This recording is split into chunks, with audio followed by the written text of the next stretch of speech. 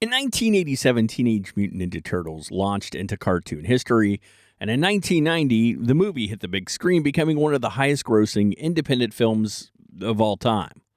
Now, we're not talking about Teenage Mutant Ninja Turtles today. We already did that once, and you should absolutely go back and check that video out.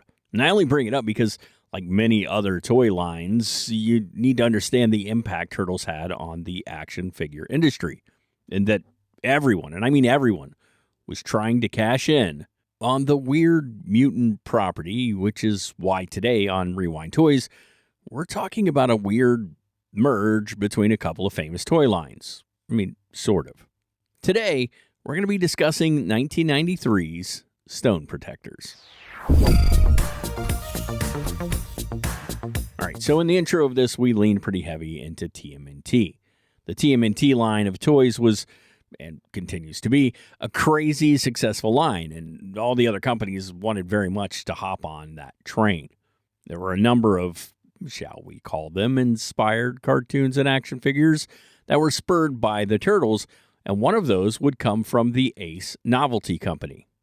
Now, maybe the name Ace Novelty sounds a little familiar, but if not, it probably should.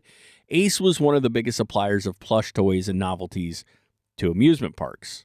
You've probably won something from them at some point for, like, busting a balloon with a dart or something like that. Anyway, Ace held, amongst their numerous properties and characters, a series called Treasure Trolls. Now, the Treasure Trolls were based off dolls from Scandinavian folklore, and the original troll doll, which was created by Thomas Dam of Denmark in 1959. Now, those are known as Dam Trolls. Yes, I'm serious. They're called Dam Trolls. By the way, those Dam Trolls are really sought after by collectors. Like, they look for the original Dam Trolls. This is killing me. Creepy little devil dolls that those Dam Trolls are. Anywho, a trademark screw-up made it easy for other companies to rip off the basic idea of those original Dam Trolls, and before long, trolls had flooded the U.S. market. These naked little creatures with funny faces and bright tufts of hair, well, they were everywhere.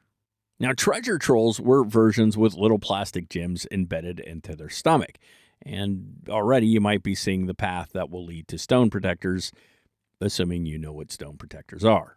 But we'll get there. Actually, I guess we kind of are there. So Ace takes a look at the Turtles and they realize, hey, we have these Treasure Trolls already, and they think, why not? They scale the trolls to a size more in line with the turtle figures, create a backstory, and, well, there you go. That's the story. But let's tell you a little bit more about it. With the help of a company called Graz Entertainment, a cartoon series would be created. There's this Crystal Kingdom, Mithrander, and it's under attack from this bad guy named Zoc, who's trying to obtain the power crystals. Now, Zoc manages to get his hands on one of the 6, but before he can capture, all the rest, they're scattered by Princess Opal. Enter a rock band called the Detectors. These are 5 guys who just aren't very good at music. Anyway, they're tossed out of a gig, and they end up finding the stones, which turns them into excellent musicians and gives each of them a specific power.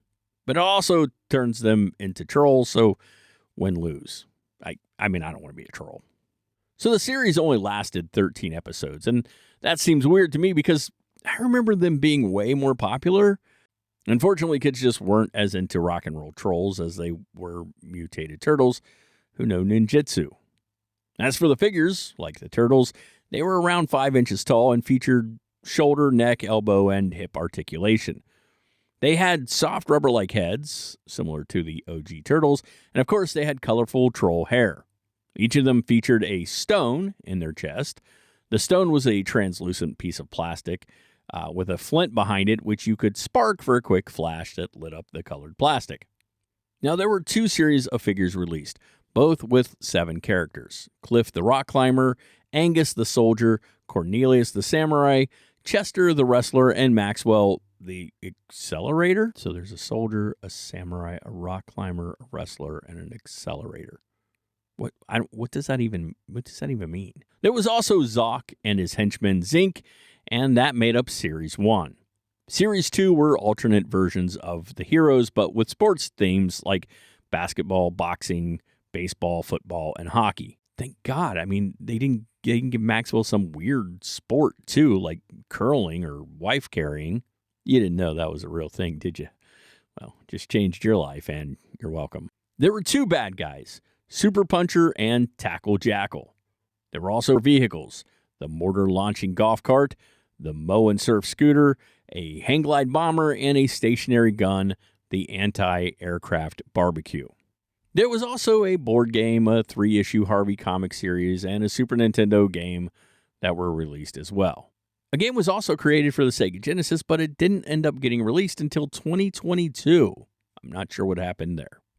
Hey guys, why don't you be a treasure and do us a quick favor and hit the subscribe button down below. It really helps us out a ton. Plus, we just really like talking to you guys and we like seeing you come back. So please hit the subscribe button. Thanks, guys. So as if their entire backstory wasn't weird enough, we then have the minifigures. While other properties were partnering with the likes of McDonald's and Burger King, Ace got the smart idea to partner with Long John Silver's. Honestly, never knew Long John Silver's did kids' toys, but they did. Now, these minis were plastic and mostly flesh-colored, except for their chest emblem, their sunglasses, and or their eyes. There were, as far as I know, 7 of these. 5 good guys, 2 bad guys, and they're just oddball enough that I now, of course, want to own them. Also, they're kind of hard to find and considered collector's items. Now, as I said, there were a number of figure lines that tried to cash in on the Teenage Mutant Ninja Turtle franchise, and we have, and we'll talk about a few more of them, but Stone Protectors, it was just different. They had such a short run and never really caught on, and yet they were somehow very well known. Maybe because they were just ridiculous enough that they weren't easily forgotten.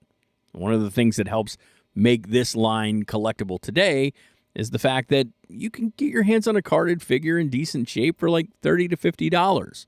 And loose, you can get them even cheaper, like $5 to $10. And the line, it's not so massive that you'll be seeking them out, forever. You can actually obtain them at some point. So there you have it, a brief history on an obscure 90s action figure line. Let me know down in the comments if you were a Stone Protector fan and maybe you own a few of these today. And until next time, remember, when it comes to Rewind Toys, the hunt, it's still half the fun.